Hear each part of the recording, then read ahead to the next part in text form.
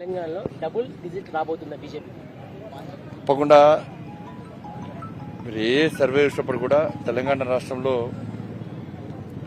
మేము 17 స్థానాలు గెలవబోతున్నాం.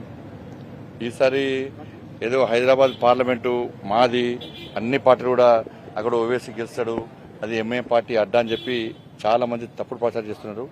మొన్న జరిగినటువంటి ఎన్నికల ఫలితాల తర్వాత, అక్కడ శాసనసభ ఎన్నికల్లో వచ్చిన ఫలితాలు చూసిన తర్వాత ఇలా పాత బస్తీలో ఆ ప్రాంతంలో మొత్తం కూడా హిందువులందరూ ఓటు బ్యాంక్గా మారబోతున్నారు.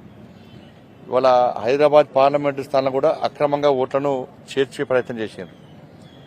ఈ రాష్ట్రానికి సంబంధించిన ఆ రాష్ట్రానికి సంబంధించిన ఈ జిల్లాని ఆ జిల్లాని అన్ని ఓట్లు తీసుకొచ్చేయాలి. దాదాపు లక్షల ఓట్లు తప్పుడు ఓట్లు నమోదు చేసేవాళ్ళు దాన్ని గుర్తించినాం.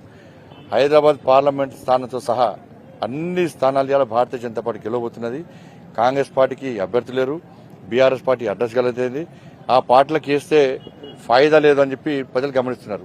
తెలంగాణ రాష్ట్రం అప్పుడప్పాలైంది, అభివృద్ధి జరగాలి, నిధులు రావాలి. నిధులు రావంటే కేంద్రంలో తిరిగి నరేంద్ర మోడీ ప్రభుత్వం ఏర్పడబోతున్న విషయం వాస్తవం, అన్ని సర్వేలు చెప్తున్నాయి. ఇటువంటి పరిస్థితుల్లో మనం వేరే పార్టీకి ఓటేసి ఎందుకు మన ఓటును వృధా చేసుకోవాలని చెప్పి తెలంగాణ సమాజం ఆలోచిస్తున్నది. సరే, అసెంబ్లీ ఎన్నికల్లో గతంలో ఆలోచించారు, అసెంబ్లీ ఎన్నికల సందర్భం కూడా ప్రజలు నిర్ణయించుకున్నారు. సరే, ఈసారి మేము బీఆర్ఎస్ పార్టీ వ్యతిరేకంగా నిర్ణయించుకున్నాం, కాంగ్రెస్ పార్టీకి ఓటేస్తున్నాం.